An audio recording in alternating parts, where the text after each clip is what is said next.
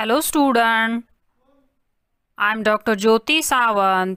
Welcome to Bright Chemistry channel.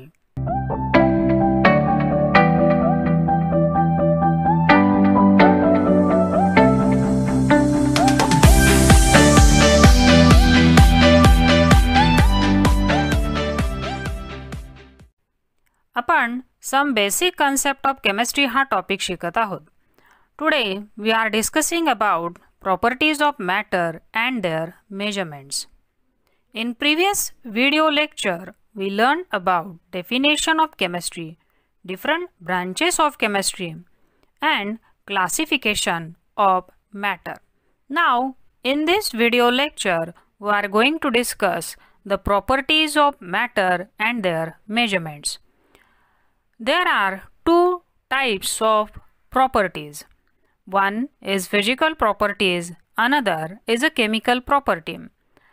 Physical properties are those which can be measured or observed without changing the chemical composition of the substance. Physical property ह्या अशा असतात की ज्या मोजत असताना किंवा observe करत असताना त्याच्यामध्ये आपल्याला कोणत्याही पद्धतीचा केमिकल कंपोजिशन मधला बदल सबस्टन्स मध्ये जाणवत नाही. याचंच उदाहरण घ्यायचं झालं तर conversion of ice into water, म्हणजेच बर्फाचं पाणी होणं किंवा पाण्याचा बर्फ होणं ही जी प्रक्रिया आहे ही प्रक्रिया होत असताना फिजिकल स्टेट फक्त बदलते, पण आईस आणि वॉटरचं केमिकल कंपोजिशन बदलत नाही. It remains same. That means H2O is the chemical composition which is same for the ice and same for the water. In this way, color, odor, melting point, boiling point, density, these are also the physical properties.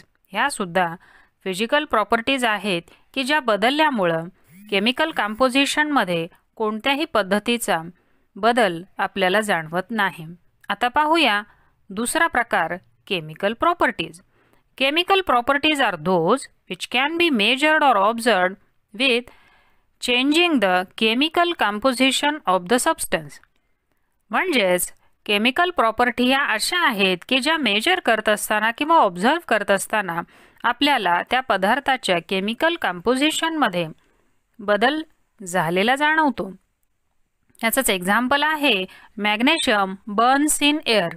तर एअरमध्ये काय असतो? Oxygen. आणि मग जेव्हा magnesium आपण जाळतो तर त्यावेळेला त्याची ऑक्सिजन बरोबर रिॲक्शन होते, म्हणजेच Mg is getting converted to MgO, magnesium oxide. आकृतीमध्ये दाखवलेलं आहे की कशा पद्धतीने मॅग्नेशियम जो आहे हा केमिकली चेंज होऊन केमिकल कंपोजिशन त्याचं चेंज होऊन तो MgO मध्ये कन्वर्ट झालेला आहे. आता आपण पाहूया measurement of properties. Properties measure करण्यासाठी आपल्याला युनिट लागतं आणि त्याबद्दलची माहिती आपण इथे घेणार आहोत. Many properties of matter are quantitative in nature. त्यांना आपल्याला मोजता येतं. तर मोजता येण्यासाठी एक स्टँडर्ड युनिट लागतं. It is very important to express this properties in standard unit. Unit म्हणजे काय याची आपल्याला पहिल्यांदा डेफिनेशन बघावी लागेल. The arbitrarily decided and universally accepted standards are called units. परीक्षेमध्ये हा प्रश्न नक्कीच अपेक्षित असतो, तर त्यासाठी आपण ही डेफिनेशन पाठ करून ठेवायची आहे. आपण याआधी CGS युनिट, MKS युनिट अभ्यासलेलो आहोतच. आता आपण जो काही फोकस देणार आहोत तो आहे SI युनिट वरती. तर हे SI युनिट कधी डेव्हलप झाले? तर in 1960 the General Conference of Weights and Measures produces revised metric system called International System of Units. He International System of Unit याचा शॉर्ट फॉर्म आहे SI युनिट. आता युनिटचे परत दोन प्रकार पडतात. एक आहे फंडामेंटल युनिट आणि दुसरं आहे डिराइव्ड युनिट. तर हे दोन प्रकार का पडलेले आहेत? तर काही प्रॉपर्टीज ह्या फंडामेंटल प्रॉपर्टीज असतात की ज्या मोजत असताना आपल्याला फंडामेंटल युनिट उपयोगी पडतात. So there are 7 properties which are called fundamental properties. So for expressing them we use the fundamental units. हे युनिट आपण कोणत्याही बेसवरती डिराईव्ह करत नाही, म्हणून त्यांना फंडामेंटल किंवा बेसिक युनिट असं म्हणतात. तर अशा काही फिजिकल ज्या 7 प्रॉपर्टीज आहेत त्यांची माहिती आपण खालच्या टेबलमध्ये पाहत आहोत. सो पहिली जी प्रॉपर्टी आहे फंडामेंटल प्रॉपर्टी ती आहे लेंथ. त्याचं सिम्बॉल आहे एल आणि नेम ऑफ एसआय युनिट आहे मीटर, ज्याचं सिम्बॉल ऑफ एसआय युनिट आहे M. Then comes second mass, symbol of quantity M, name of SI unit kilogram, symbol of SI unit KG. हे आपल्याला माहिती आहे. त्यानंतर time, it is denoted by T, name of SI unit second and symbol of SI unit is small s. Now fourth one, electric current. It is denoted by capital I, name of SI unit ampere and is denoted by capital A. Then thermodynamic temperature, or we call as absolute temperature, denoted by capital T, name of SI unit Kelvin and symbol of SI unit is capital K. Then amount of substance denoted by N, name of SI unit mole and symbol of SI unit MOL, mole. Luminous intensity denoted by IV, name of SI unit candela, symbol of SI unit CD. परीक्षेमध्ये explain the fundamental unit हा प्रश्न आपल्याला अपेक्षित आहे. So त्याच्यावरची जी काही short note आहे ही आपण तयार करून ठेवायची आहे. त्यानंतर मगाशी आपण जे म्हटलं की डिराइव्हड युनिट सुद्धा असतात, तर हे डिराइव्हड युनिट जे आहेत हे बेसिक युनिटच्या आधारावरती आपण तयार करत असतो. So the unit of all physical quantities can be derived from 7 fundamental unit and these derived units are discussed in the following table. पहिली जी डिराइव्ड फिजिकल क्वांटिटी आहे ती आहे एरिया. त्याचा फॉर्म्युला आहे लेंथ स्क्वेअर. त्याचा एसआय युनिट सिम्बॉल आहे m square. त्यानंतर आहे volume, length cube, SI unit m cube. Density जी आहे आपण मास पर युनिट व्हॉल्यूमनी काढतो, त्याचं युनिट आहे सिम्बॉल एसआय युनिटचं आहे kg per metre cube. Velocity formula आहे distance per time, SI unit आहे एम बाय एस. ॲक्सिलरेशन आहे velocity per time, SI unit symbol आहे एम पर सेकंड स्क्वेअर.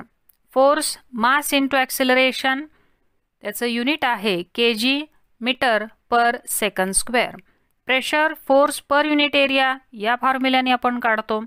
त्याच्यासाठी एसआय युनिटचं सिम्बॉल आहे kg per metre per second square. एनर्जीचा formula आहे force into distance. याच्यासाठी SI युनिटचं सिम्बॉल आहे जूल पर सेकंड. आता पहा की हा जो इथं टेबल दिलेला आहे तो तुमच्या सिलेबसमध्ये नाही, तर आपल्या नीट जेईचे एक्झाम्पल्स आपल्याला सोडवत असताना मात्र या पद्धतीचे फॉर्म्युले आणि या पद्धतीचे एसआय युनिट आपल्याला अवश्य लागतात. सो त्यासाठी आपण हा जो डिराइव्हड युनिटचा टेबल आहे तो इथे दिलेला आहे, तो तुम्ही पाठ करायचा आहे फॉर जेई नीट एक्झाम. त्यानंतर आणखी एक प्रश्न खूप महत्त्वाचा आहे, तो आहे फिजिकल प्रॉपर्टीज. हा प्रश्न आपल्याला अपेक्षित आहे फायनल एक्झाममध्ये. पहिल्यांदा आपण बघूयात पहिली physical property mass and weight. आता तुम्हाला वाटेल मास आणि वेट समानच आहे, तर तसं नाही आहे. मास is a measure of quantity of matter a body contains. जे बॉडीमध्ये क्वांटिटी ऑफ मॅटर आहे त्याला आपण मास असं म्हणतो. The mass of a body does not change as it's a position change. Matter बदलत नसल्यामुळं मास जे आहे ते बॉडीचं बदलत नाही. मग वेट काय आहे? Weight of a body is a result of mass and gravitational attraction. जे आपल्यावरती गुरुत्वाकर्षणचं फोर्स ॲक्ट होतं ते आणि मास ह्या दोघांचं मिळून वेट असतं, वेट ऑफ बॉडी असते. So weight of body varies because the gravitational attraction of the earth of a body varies with distance from center of the earth. Hence, mass of a body is more fundamental property than weight. हा प्रश्न आपल्याला परीक्षेमध्ये अपेक्षित आहे की why mass of body is more fundamental property than weight. तर त्याचं उत्तर पण इथं असं लिहिलेलं आहे की पहिल्यांदा मासची डेफिनेशन लिहा. मास म्हणजे काय? Mass is a measure of quantity of matter a body contains and weight is a body which is a result of mass and gravitational attraction. तर हे आपल्याला त्याचं जे एक्सप्लेनेशन आहे ते परीक्षेमध्ये अपेक्षित आहे. जनरली मग अशा आपण बघितलेलं आहे की mass is measured in kilogram आणि त्याचं सिम्बॉल जे आहे ते केजी असं आहे. आणि त्याचे थोडे कन्व्हर्जन पण आपण बघूया तिथं, कारण आपल्याला बहुतांश करून जे वेट्स घ्यायचे आहेत हे अतिशय स्मॉल स्केलवरती घ्यायचे आहेत. For weighing small quantities of chemical in laboratories we use the gram term and unit of gram is a small g. कन्व्हर्जनही लक्षात ठेवा की 1 kg is equal to 1000 gram. आता 1000 म्हणजे 3 शून्य आले, म्हणजे हे लिहायचं कसं तर 10⁻³ ग्रॅम. ओके, बऱ्याच मुलांना ह्या कन्सेप्ट माहिती नसतात की 10⁻³ का लिहिलेलं आहे, तर हे लक्षात घ्या. त्यानंतर दुसरी फिजिकल प्रॉपर्टी आहे length. For expressing the properties like atomic radius, bond length, wavelength of electromagnetic radiation we need very small scale units. त्या लेन्थचं जे नेहमीच आपण जे युनिट वापरतो ते आहे मीटर, आणि त्याचं सिम्बॉल आहे यम, हे आपण पाहिलेलं आहे. आता स्मॉल स्केल युनिट जर लेन्थचं बघितलं आपण तर ते आहे नॅनोमीटर किंवा पिकोमीटर. तर ह्याची कन्व्हर्जन लक्षात ठेवा, कारण प्रॉब्लेम सोडवत असताना आपल्याला ही कन्व्हर्जन अतिशय उपयोगी ठरतात. So what is that? 1 nm is equal to 10⁻⁹ meter and 1 picometer is equal to 10⁻⁻12 meter. He conversion पाठ करायची आहेत जेणेकरून आपल्याला कुठल्याही क्षणी त्याचे प्रॉब्लेम सोडवत असताना उपयोग होईल. त्यानंतर तिसरी फिजिकल प्रॉपर्टी जी आहे ती आहे volume. It is amount of space occupied by 3 dimensional object. तर 3 डायमेन्शनल ऑब्जेक्टनी जे ऑक्युपाय केलेलं स्पेस आहे त्याला व्हॉल्यूम असं म्हणतात. लांबी गुणिले रुंदी गुणिले उंची या पद्धतीनं आपण त्याचं इव्हॅल्युएशन करतो.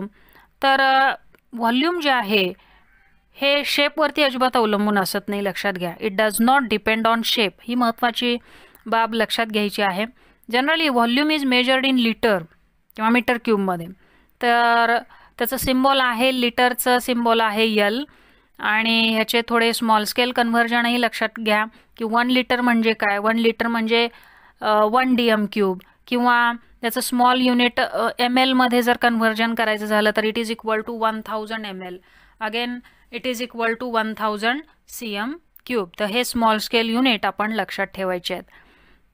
त्यानंतर हे डिफरंट ग्लासवेअर आपण इथं बघत आहोत आकृतीमध्ये. Figure 1.3 volumetric glass apparatus. पहिल्या फिगरमध्ये आपल्याला दिसतंय ते आहे ग्रॅज्युएटेड सिलेंडर, ज्याला मेजरिंग सिलेंडर असं सुद्धा म्हणतात. आपण जेव्हा केमिस्ट्रीच्या लॅबमध्ये याल त्यावेळेला हे मेजरिंग सिलेंडर तुम्हाला मी प्रत्यक्ष दाखवेन. इथं जे ग्रॅज्युएशन केलेलं आहे, जे मेजरिंग केलेलं आहे ते खालून दिसते बघा. 10, 20, 30, 40 टू अप टू 100. याचा अर्थ काय की 100 मिलीचं हे मेजरिंग सिलेंडर आहे. त्यानंतर 2 नंबरची आकृती आहे 25 मिली पिपेट. 25 मिली हे त्याचं व्हॉल्यूम झालं. तर पिपेट आहे ही. पिपेट म्हणजे कशी दिसते तुम्हाला? ही खाली त्याचा भाग निमुळता आहे, मध्ये थोडंसं गोल फुगवटा दिसतोय, आणि ही जी पाईप आहे ही कॅलिब्रेट केलेली आहे, आणि याचं व्हॉल्यूम जे आहे 25 ml आहे. तिथं मार्किंग दिसते वरती बघा. तिथपर्यंतचं व्हॉल्यूम त्याचं 25 mlचं असतं. ह्याला कसं वापरायचं, कुठं वापरायचं हे आपण लॅबमध्ये आल्यानंतर बघणार आहोत. त्यानंतर तिसरी आकृती आहे ब्युरेटची. याच्यामध्ये मात्र मार्किंग बघा कसं उलट्या पद्धतीनं केलेलं आहे. वरती ml जे आहे ते 0 आणि खाली जसं जसं येऊ तसं आपण खाली 50 दिसते आपल्याला, आणि खाली एक कॉक दिसतोय की जो आपल्याला ते सोल्युशन सोडण्यासाठी उपयोगी ठरतो. तर ह्याला काय म्हणायचं? ब्युरेट. तर ही जी ब्युरेट आहे ही आपल्याला वापरायची आहे. त्यानंतर चौथी शेवटची आकृती आहे ती आहे व्हॉल्युमेट्रिक फ्लास्क. इथं आपल्याला आकृतीमध्ये 250 मिलीचा व्हॉल्युमेट्रिक फ्लास्क दिसतोय. एखादं सॉलिड आहे आणि त्याचं आपल्याला सोल्युशन तयार करायचं आहे तर हे व्हॉल्युमेट्रिक फ्लास्क जे आहे हे आपल्याला तेव्हा उपयोगी पडतं. हे आकृतीमध्ये तुम्हाला फोटोमध्ये तुम्हाला पिवळ्या कलरचे जे आहेत हे मेजरिंग सिलेंडर दिसत आहेत, त्याचबरोबर बीकरही इथं आपण फोटोमध्ये बघत आहोत. आणखी एक फोटो आहे की याच्यामध्ये आपल्याला मेजरिंग सिलेंडर वेगवेगळ्या आकाराचे दिसतात. 10 मिलीपासून अगदी 500 मिलीपर्यंतचे मेजरिंग सिलेंडर्स असतात. दुसरी आकृती आहे ज्याच्यामध्ये ब्युरेटची फोटो दिसतोय तुम्हाला, 25 मिली बी लिहिले त्याच्यावरती, ही पिपेट आहे. आणि दुसरी जी ॲझलॉन लिहिलेली आहे ती ब्युरेट आहे आणि याच्यामध्ये आपल्याला 100 mlचं मार्किंग दिसतं आहे. त्यानंतर चौथी मेजरिंग प्रॉपर्टी आपण बघूयात इथं, ती आहे डेन्सिटी. आता डेन्सिटी म्हणजे काय, त्याचा फॉर्म्युला आपल्याला माहिती आहे, मास पर युनिट व्हॉल्यूम. मग आता हे डिफाईन कसं करायचं, याचे डेफिनेशन तुम्ही माझ्याबरोबर दोनदा रिपीट करायची आहे. Density of a substance is it's a mass per unit volume. Density of a substance is it's a mass per unit volume. हे डबलदा रिपीट यासाठी केलं की आपल्याला ह्याची डेफिनेशन लागणार आहे गणित सोडवत असताना. आता हे डेन्सिटी कशी डिटरमाइन करायची, it is determined by measuring the mass and volume of a sample. परत एकदा आपण इथं फॉर्म्युला लिहिलेला पहा, density is equal to mass per volume. Per म्हणजे डिवाइड बाय. आता इथं पहा SI युनिट ऑफ डेन्सिटी, मासचा आहे किलोग्रॅम आणि व्हॉल्यूमचे मीटर क्यूब, हे आपण यापूर्वीच बघितलेलं आहे. तर ह्याचं CGS युनिट काय येईल, ग्रॅम पर CM क्यूब. आता पाचवी प्रॉपर्टी पाहूयात आपण, temperature. Temperature is a measure of hotness and coldness of object. Temperature is a measure of hotness and coldness of an object. There are 3 common scale to measure the temperature. 3 पद्धतीनं आपण temperature measure करू शकतो. पहिली आहे degree Celsius, जे आपल्याला माहिती आहे. दुसरी आहे डिग्री फॅरनाईट आणि तिसरी आहे केल्व्हिन, जे SI युनिट आहे. Here K is SI unit, kelvin scale is related to Celsius scale as follows. आता ही कन्व्हर्जनसाठी 2 फॉर्म्युले मी इथे दिलेले आहेत. काय, kelvin to Celsius and kelvin to Celsius to Fahrenheit. तर हे फॉर्म्युले आपण कायमस्वरूपी लक्षात ठेवायचे आहेत, कारण याच्यावरती आधारित प्रॉब्लेम तुम्हाला फायनल एक्झामला सुद्धा येतात आणि नीट JEEमध्ये सुद्धा यावरती अपेक्षित तुम्हाला प्रॉब्लेम असतात. आता तो फॉर्म्युला काय आहे बघा, केल्व्हिनमध्ये कन्व्हर्ट करत असताना डिग्री सेल्सिअसमध्ये 273.15 ॲड केलं की आपल्याला केल्व्हिनमध्ये त्याचं रूपांतर होतं. So K is equal to degree Celsius plus 273.15 is equal to kelvin. आणि डिग्री फॅरनाईट जर काढायचं झालं, सेल्सिअसपासून डिग्री फॅरनाईट काढत असताना कोणता फॉर्म्युला वापरायचा, तर degree Fahrenheit is equal to 9/5 degree Celsius plus 32. Thermometer with Celsius scale are calibrated from 0 degree Celsius to 100 degree Celsius. हे कायम लक्षात ठेवा की सेल्सिअसचं जर आपण थर्मामीटर बघितलं तर त्याच्यामध्ये 0 to 100 डिग्री सेल्सिअस एवढं मेजरमेंट असतं, कॅलिब्रेशन असतं. आणि आपल्याला सगळ्यांना माहिती आहे की वॉटरचा जो फ्रीजिंग पॉईंट आहे, पाणी जे आहे त्याचं बर्फामध्ये रूपांतर जे आहे हे कधी होतं, कुठल्या तापमानाला होतं, यस 0 डिग्री सेल्सिअसला. आणि मग ते फॅरनाईटमध्ये कसं कन्व्हर्ट करायचं, वरती फॉर्म्युला दिलेला आहे आणि कन्व्हर्ट करून तुम्हाला इथे सांगितलेलं आहे की 32 डिग्री फॅरनाईट. परीक्षेला MCQमध्ये हा प्रश्न अपेक्षित आहे. त्यानंतर पहा की दुसरं, आपल्याला सगळ्यांना माहिती आहे की पाणी हे आहे हे बॉईल किती टेम्परेचरला होतं. So boiling point of water is 100 degree Celsius. Okay. आणि मग त्याचं फॅरनाईटमध्ये कन्व्हर्जन काय होतं, हे 212 212 डिग्री फॅरनाईट हे त्याचं उत्तर आहे. Boiling point of water is 100 degree Celsius which is 212 degree फॅरनाईट.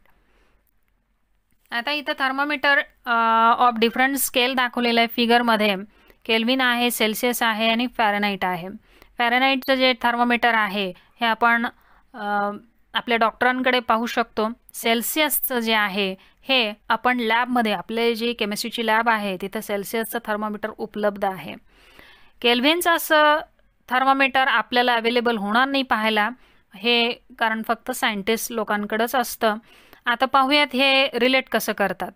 Kelvin पहिली जी आकृती दिसते केल्व्हिनची थर्मोमीटरची, त्याच्यामध्ये 0 डिग्री लिहिलेलं आहे आणि तिथंच सेल्सिअसमध्ये ते कन्व्हर्जन तुम्हाला -273.15 दिसतं. याचाच अर्थ की 0 केल्व्हिन इज इक्वल टू -273.15 आणि त्याचंच फॅरनाईटमध्ये जे कन्व्हर्जन आहे ते -459.67.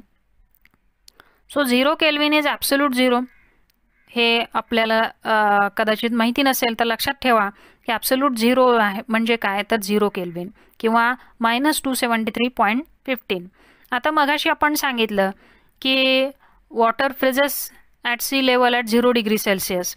तर इथं सेल्सिअसच्या जे थर्मोमीटर आहे त्याच्यामध्ये बघा की 0 डिग्री सेल्सिअस जिथं आहे तिथं तुम्हाला केल्व्हिनमध्ये दिसेल 273.15 आणि फॅरनाईटच्या जे काही थर्मोमीटर आहे त्याच्यामध्ये 32 फॅरनाईट हे तापमान आपल्याला तिथं पाहायला मिळतंय.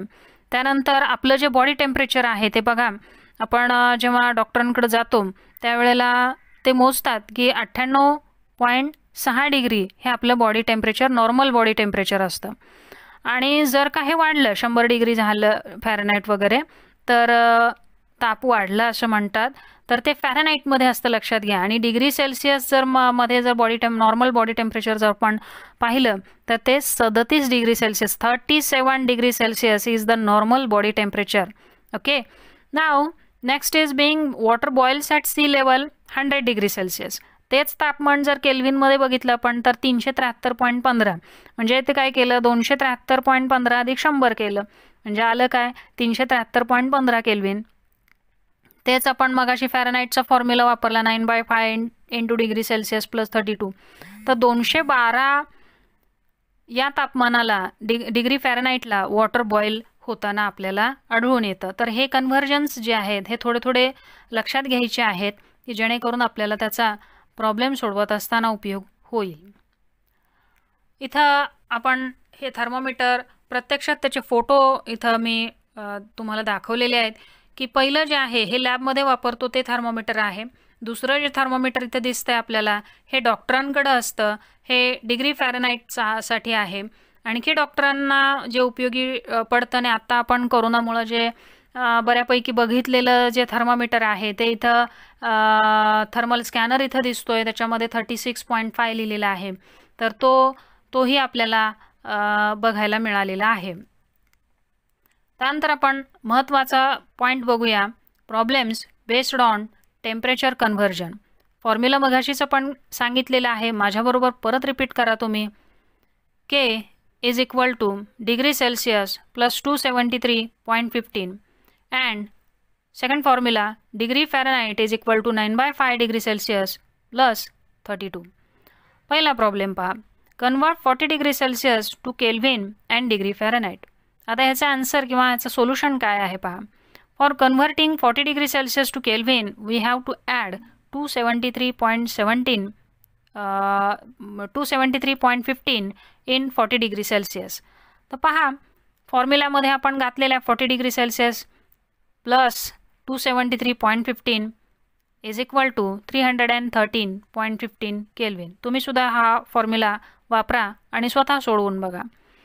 त्यानंतर degree Fahrenheit is equal to 9/5 degree Celsius plus 32. आता इथं डिग्री सेल्सिअस जिथं लिहिलेलं आहे तिथं 40 डिग्री सेल्सिअस घाला आणि तुम्हाला आपोआपच डिग्री फॅरनाईटमध्ये त्याचं कन्व्हर्जन झालेलं दिसेल आणि ते आहे 72 plus 32 that is equal to 104 degree Fahrenheit. 40ला 5नी इथं भाग घालवलेला आहे, आलं उत्तर. त्याला 9नी गुणलेलं आहे आणि आपल्याला 104 डिग्री फॅरनाईट हे उत्तर आलेलं दिसतंय. तशाच पद्धतीचा दुसरा प्रॉब्लेम आहे पहा, convert -40 degree Celsius to kelvin and degree Fahrenheit. For converting -40 degree Celsius to kelvin we have to add 273.15 in -40 degree Celsius. So what will be that? Write down the formula. K is equal to degree Celsius plus 273.15. Degree Celsius च्या जागी -40 degree Celsius. You write it and add 273.15 to that. The final answer will be equal to 233.15 Kelvin. You also check it by yourself. Now for converting degree Fahrenheit, we use the formula. Degree Fahrenheit is equal to 9/5 degree Celsius plus 32, which comes up to be minus 72 plus 32, which is equal to 40 degrees Celsius. Now for homework, I am giving you some more practice questions. Convert the following degree Celsius temperature to degree Fahrenheit. पहिला आहे 30 degree Celsius. The second one is 80 degree Celsius. Part 1 video या टॉपिकचा जो आहे some basic concept of chemistry हा जर तुम्ही पाहिलेला नसेल तर तो तुम्हाला ब्राईट केमिस्ट्री चॅनलवरती पाहायला मिळेल. त्यासाठी तुम्ही प्रथमतः ब्राईट केमिस्ट्री चॅनलला सबस्क्राईब करायचं आहे आणि आजचा व्हिडिओ तुम्हाला कसा वाटला हे सुद्धा कमेंटमध्ये लिहायचं आहे.